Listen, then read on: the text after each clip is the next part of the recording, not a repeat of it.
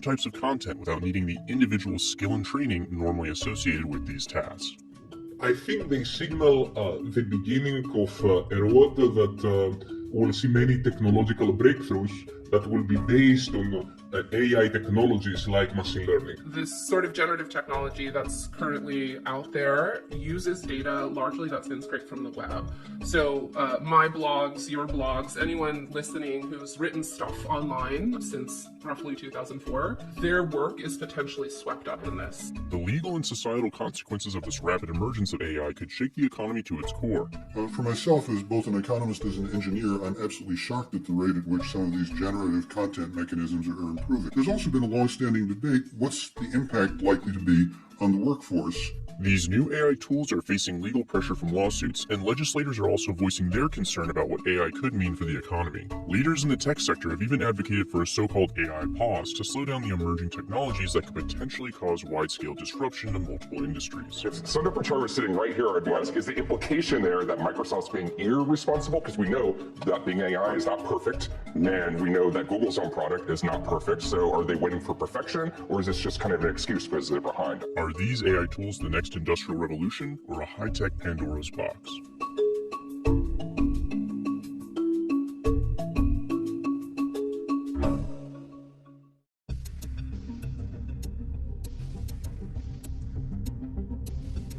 Several companies have already embraced forms of AI as a way forward in a competitive marketplace, while others are taking a wait-and-see approach over concerns about copyright and potential problems with some AI systems. Educators remain concerned about students using AI to complete assignments, but it's possible learning how to use these tools could set some up for careers as so-called prompt engineers who understand how to get the most out of these AI systems. Putting in prompts helps guide the AI towards the final output. The interaction between humans and AI will become more and more prevalent as we move forward.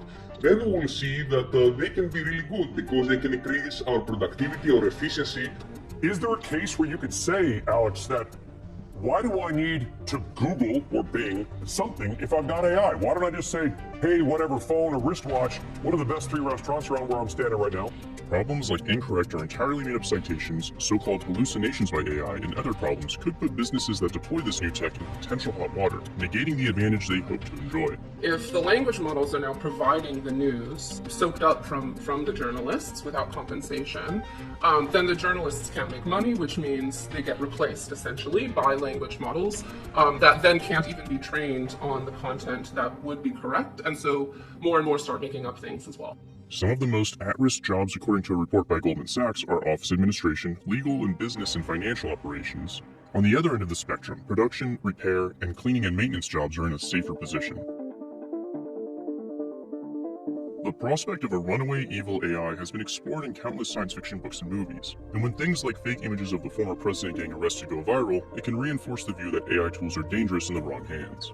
Now that AI-enabled forms of manipulation are so accessible and the products that they produce are so convincing, the burden of determining what is factual and what is not really falls on the individual at this point. You can always misuse technology in order to create harm. And therefore, we need regulation, we need regulatory measures which will increase transparency. Some governments around the world are considering legislation, and Italy has even banned ChatGPT. Right now, there are no institutions that exist to regulate or to contain these technologies, and the companies themselves that create the tools and that control them are not providing any semblance of self-regulation. If you look at North American law, especially U.S. law, it's really hard to see anything that would be very effective against the kinds of abuse that we're worried about here. In Europe, the largest digital platforms are going to be subject to something called the Digital Services Act, and that would require them to make an annual assessment of risks associated with their technology, risks to human rights in particular, and to come back with measures to mitigate those risks and an annual reporting on how effective their measures have been. So that might actually go a fair way towards addressing these issues. Whether it goes far enough, we probably won't know until we have some experience with it. It's probably in the right direction. A recent report by Goldman Sachs laid out some stark possibilities when it comes to AI in the economy. The report estimates that 2/3 of jobs in the US and Europe and 300 million jobs worldwide could be exposed to automation from new AI advances. The report also notes that some of these potential job losses could be offset by new jobs that would emerge in this post-AI world. If you go back to Ben Franklin's times, everybody was a farmer practically.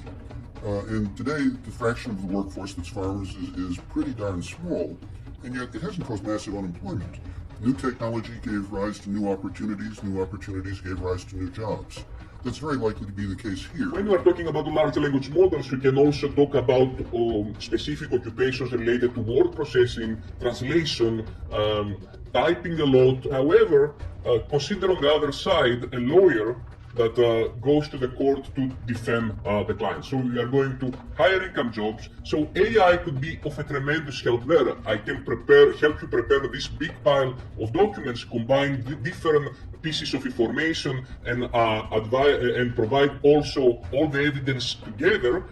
So that the lawyer can go to the court and be more efficient in defending their client. Even if 300 million jobs aren't exposed to automation from this new jump in AI capability, it's still likely that some industries will face a new wave of disruption in the coming years.